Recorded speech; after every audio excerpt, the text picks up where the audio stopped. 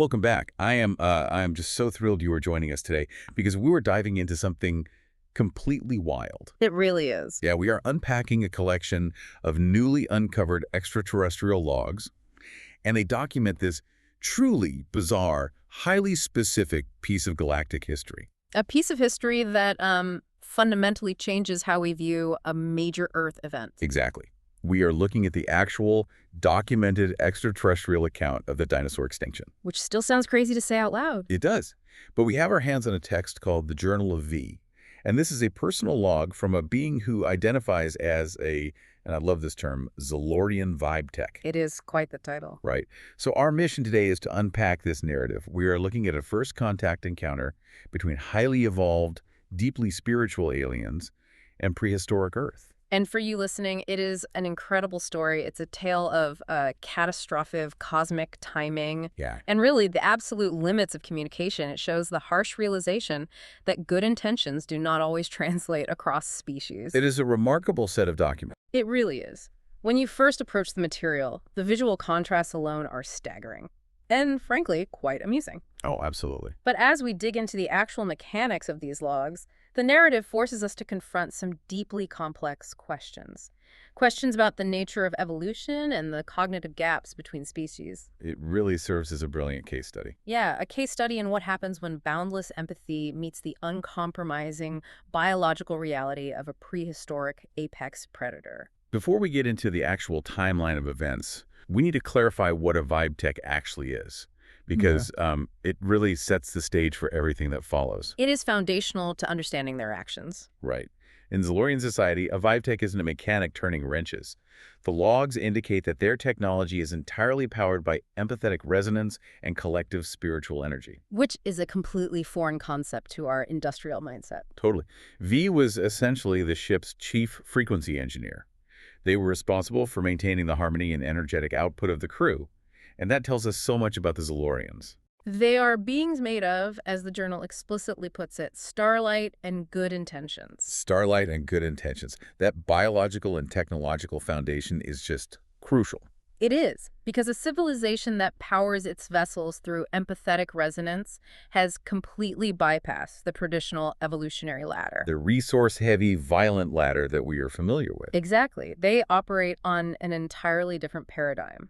Their survival does not depend on physical dominance or aggressive defense mechanisms, which fundamentally shapes how they interact with the unknown. Okay, let's unpack this, because the circumstances of their arrival in our solar system are incredibly casual. Almost absurdly casual. Yes.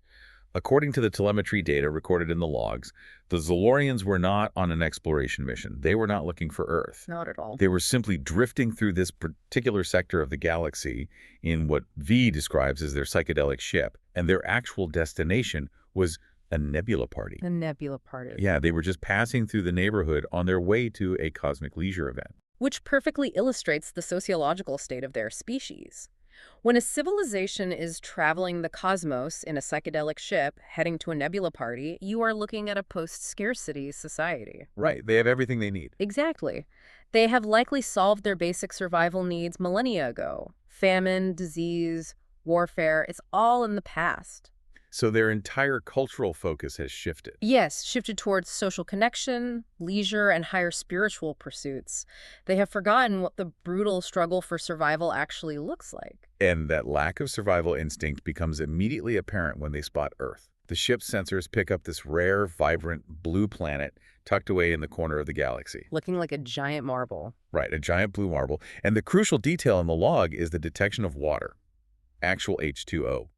V notes that seeing water made their heart do a little flutter. A very telling reaction. Because to a Zolorian, water means life. And life means, and this is a direct translation from the journal, potential besties. Potential besties. It is the disarmingly innocent way to view the universe. It really is. What's fascinating here is the contrast. Most science fiction, and indeed our own human historical precedents, frame first contact with unknown life through a lens of caution, or even potential threat. Yeah, you approach with shields up. Exactly. You analyze for tactical vulnerabilities. Yeah. The Zolorians, however, completely lack that defensive reflex. Their immediate, unexamined assumption upon finding biological life is friendship and mutual spiritual exchange. But that joyous anticipation is cut incredibly short. Moments after cataloging the blue marble, the ship's long-range scanners detect a massive anomaly. The asteroid. Yes, V describes it in the log as a monster beast of space. Yeah. It is a massive, jagged asteroid on a direct collision course with this beautiful new world. A catastrophic threat. And the response from the Zolorian crew is instantaneous. V looks at the crew and issues the order to pivot. They drop the trajectory for the Nebula Party and immediately initiate a rescue mission. What's fascinating here is the Zolorian ethos in action. There was absolutely no hesitation. None. We often theorize about advanced alien civilizations possessing some form of a non-interference directive, a law preventing them from altering the natural evolutionary path of a developing world. Like the Prime Directive in Star Trek. Exactly like that. But the Zolorians possess no such bureaucratic restraint. Their reflexive empathy overrides any detached scientific observation. They just have to help. They prioritize their vibe powers and spiritual duty over the ecological ramifications of altering an alien world's trajectory. For a species built on empathy, witnessing a disaster unfold and doing nothing is simply a cognitive impossibility. So they drop down out of the silent vacuum of space. They fully intend to be the saviors of their new potential besties. Right. I really want you to picture the reality of this landing. It is quite the image. You have this soft, gentle, glowing psychedelic ship touching down in the middle of the steaming prehistoric dirt of the Cretaceous period. The contrast is wild. The doors slide open, the Zolorians step out to greet the locals, and the journal describes an immediate, profound shock. V writes, "Oh my stars, the locals were intense." Intense is an understatement. They are completely surrounded by giant, heavily armored, scaly beings.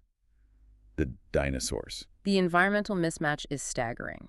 You have the Zolorians, who use spiritual energy to manipulate their environment rather than physical exertion, stepping into a biome dominated by some of the most formidable, physically imposing apex predators the universe has ever produced. Pure muscle and teeth. Yes, it is the ultimate collision of evolutionary paths. Starlight and elevated consciousness are suddenly sharing breathing room with scales, teeth, and raw, unfiltered survival instinct. And the physical disconnect is so severe that the Zolorians immediately default to their strongest tool. They bypass physical interaction completely. V attempts to initiate a direct telepathic link with a towering T-Rex. A bold move. Very bold. The objective is straightforward enough. Transmit the concept of the impending asteroid and explain the massive space rock that is about to obliterate the ecosystem. But the description of this telepathic attempt is one of the most vivid entries in the entire log. V states that trying to mentally link with a T-Rex was, quote, like trying to explain quantum physics to a sandwich. A sandwich. That analogy perfectly captures the sheer cognitive cliff they walked off. It really does. The result of that telepathic projection, as the records show, was just total static. Total static. I mean, imagine being in that exact position. You are standing in the humid prehistoric jungle, armed with nothing but your own refined energy, some high-tech crystals, and a glowing headband. Just a glowing headband against a T-Rex. Yeah. You are staring up at a biological killing machine, desperately trying to beam complex astronomical warnings into its mind. And the feedback loop is entirely empty. You are receiving the mental equivalent of a blank stare from a piece of bread. This specific interaction really exposes the fatal flaw in the Zolorians' approach to the universe. It highlights the arrogance inherent in their savior complex. Arrogance, really, even though they were trying to help. Yes, because they made a massive, unexamined assumption about the nature of life.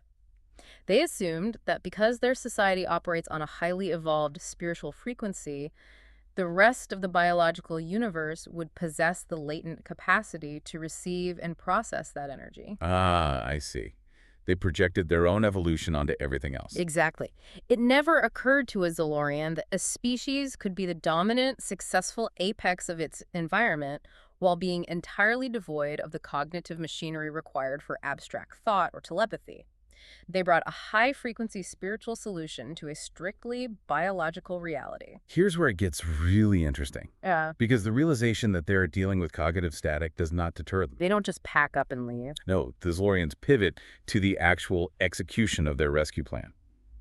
Given their advanced capabilities, the logical assumption would be that they take their ship into the upper atmosphere and use their technology to blast the asteroid into dust. Which would have been the easy way out. But that is not the Zolorian way.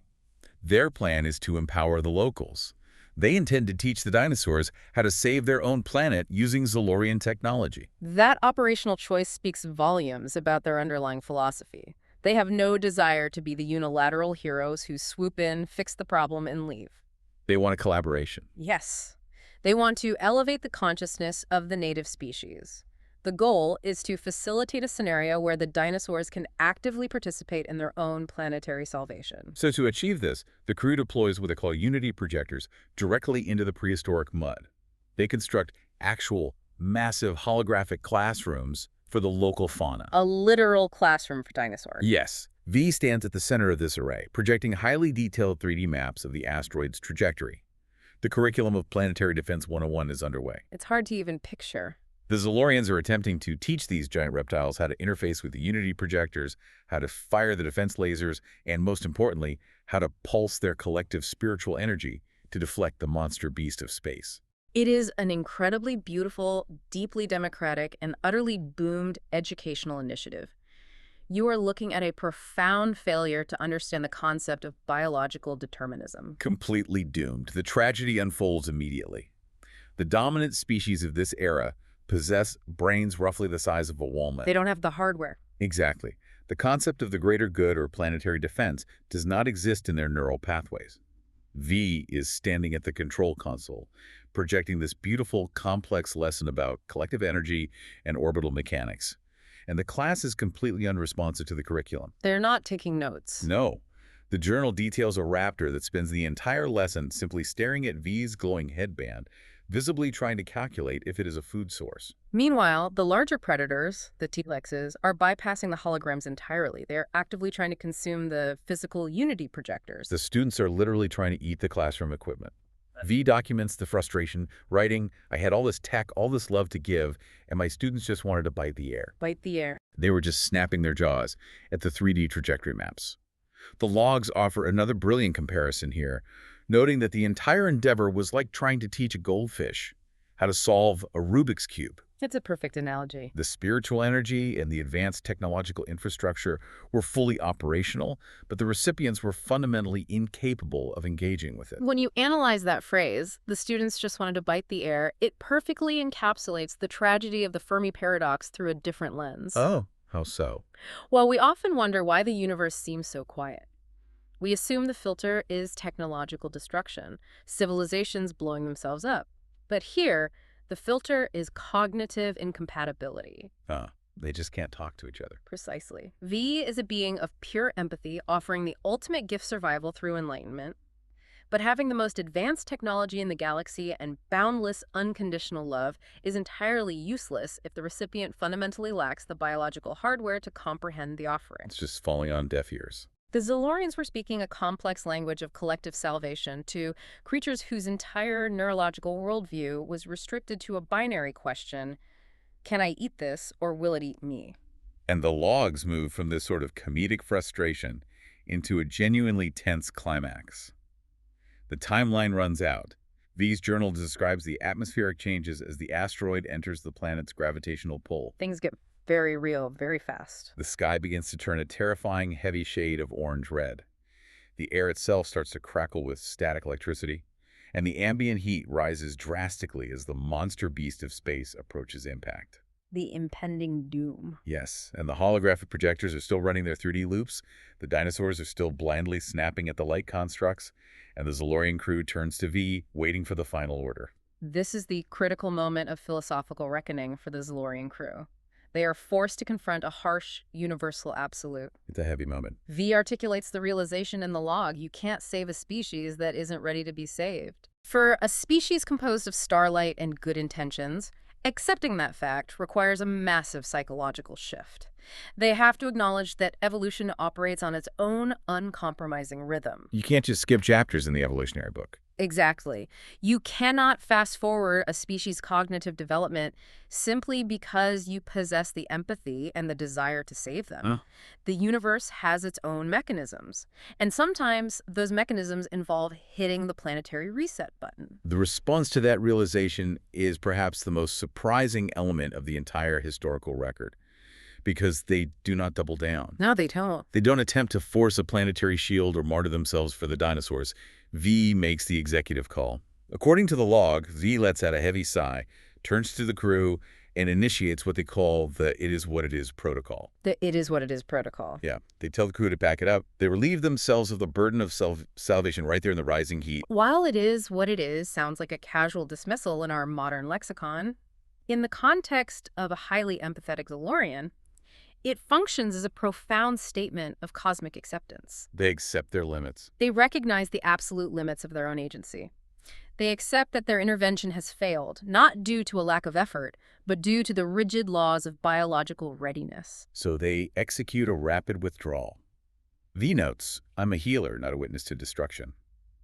Rather than remaining in orbit to observe the ecological collapse, they recall the Unity projectors, pack up their crystals, fire up the ship's empathetic drive, and hit the hyperjump. Leaving the planet behind. They pull away into the silent black of space just as the atmosphere truly begins to ignite, leaving the scaly residents of the blue marble to their inevitable historical fate. The visual of that departure is striking, but the internal dialogue is even more compelling. It is, because as the psychedelic ship speeds away from the solar system, the journal captures this incredibly cinematic cliffhanger.